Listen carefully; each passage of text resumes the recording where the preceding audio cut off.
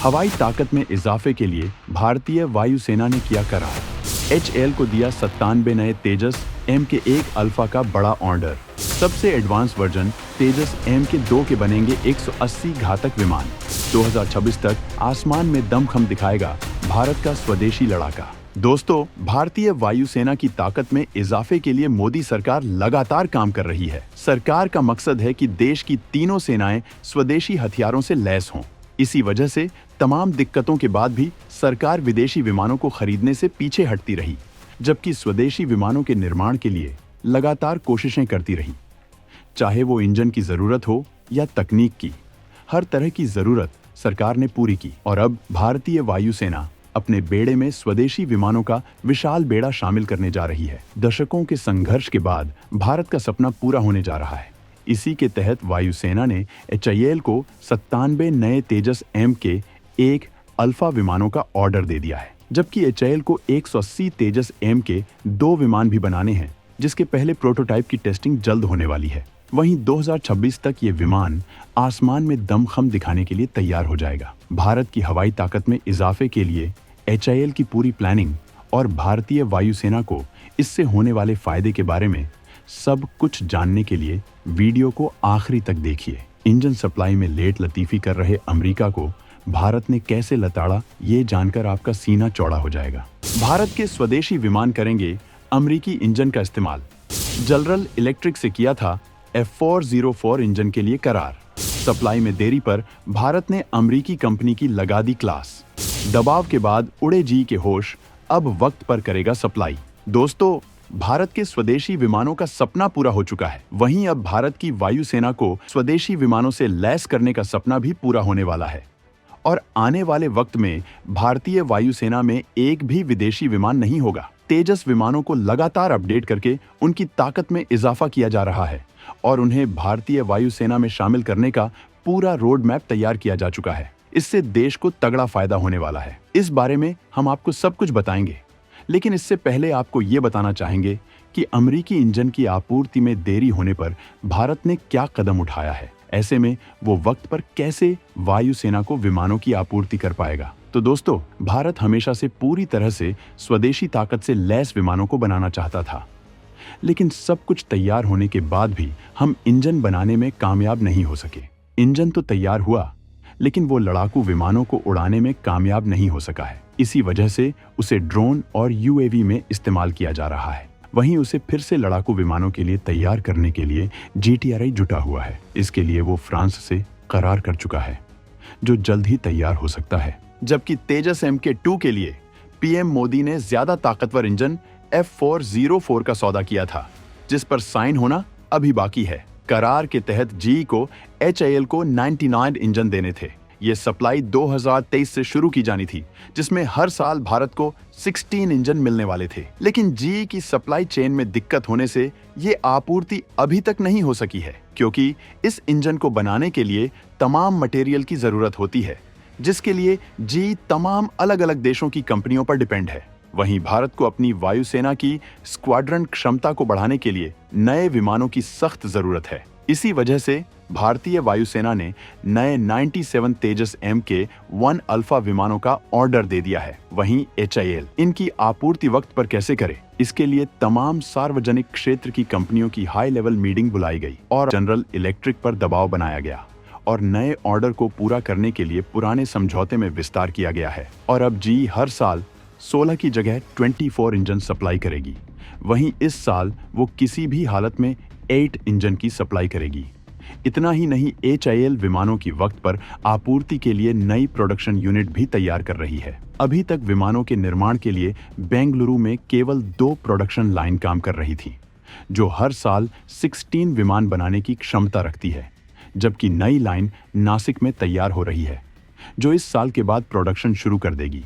और HAL हर साल 24 नए विमान वायुसेना को सौंपेगी। इस तरह से हर साल भारतीय वायुसेना के स्क्वाड्रन में इजाफा होगा और जल्द ही 42 स्क्वाड्रन की ताकत वायुसेना को मिल जाएगी। वायुसेना के 97 नए विमानों के मिले ऑर्डर को देखते हुए HAL अपनी प्रोडक्शन NN क्षमता में इजाफा कर रहा है, जबकि वायुसेना के कदम यहीं रुकने वाले नहीं हैं, बल्कि तेजस विमानों का अब तक का सबसे घातक वर्जन तेजस MK2 का पहला प्रोटोटाइप भी जल्द ही टेस्ट किया जाने वाला है। इसमें अमेरिकी कंपनी के F414 इंजन का इस्तेमाल किया जाएगा। मीटिंग में तेजस MK2 की पहली उड़ान की डेडलाइन 2026 फिक्स कर दी गई है। इसे 2032 तक वायुसेना में शामिल किया जा सकेगा। वहीं पहले HAL को 120 तेजस MK2 बनाने थे, जबकि अब 2035 तक ये संख्या बढ़कर 180 होने की पूरी उम्मीद है। भारत के टैलेंटेड वैज्ञानिकों ने भारतीय लड़ाकू विमानों को इतना दमदार बनाया है कि इनकी ताकत को देखकर दुनिया हैरान है। पश्चिम को अपनी ताकत पर बड़ा गुरूर है, लेकिन हाल में ही तरंग शक्ति जंगी अभ्यास में भारत के स्वदेशी विमान तेजस की ताकत को देखकर यूरोप को पसीना आ गया। खुद जर्मन हवाई सेना के प्रमुख ने भारत के विमान की ताकत को सलाम किया। भारत के लड़ाके ने 4 देशों के साझा विमान यूरोफाइटर को जमीन सुंघा दी। जर्मनी, स्पेस, इटली और ब्रिटेन ने अपनी पूरी ताकत झोंककर इस विमान को बनाया था, लेकिन इसे रौंदने में तेजस ने सेकंड्स का वक्त नहीं लगाया। इससे ये साफ हो गया है कि भारत के स्वदेशी ताकत में इजाफे का मिशन अनुमान से कई गुना ज्यादा कामयाब रहा है। तेजस अल्फा 8 की ताकत के आगे दम तोड़ देंगे चीनी विमान। तेजस MK2 घातक मिसाइलों और क्षमताओं से होगा लैस। भारत को विदेशी विमानों पर पैसा बहाने की नहीं पड़ेगी जरूरत। दोस्तों, अगर हम तेजस MK1 अल्फा की ताकत की बात करें तो ये बेहद अत्याधुनिक विमान है जो तमाम ताकतों से लैस हैं। मार्क 1 पिछले वेरिएंट से काफी हल्का है। ये 2200 किमी प्रति घंटा की स्पीड से उड़ान भरता है। इसकी कॉम्बैट रेंज 739 किलोमीटर है, जबकि इसका फेरी रेंज 3000 किलोमीटर है। यह विमान अधिकतम 50,000 फीट की ऊंचाई तक जा सकता है।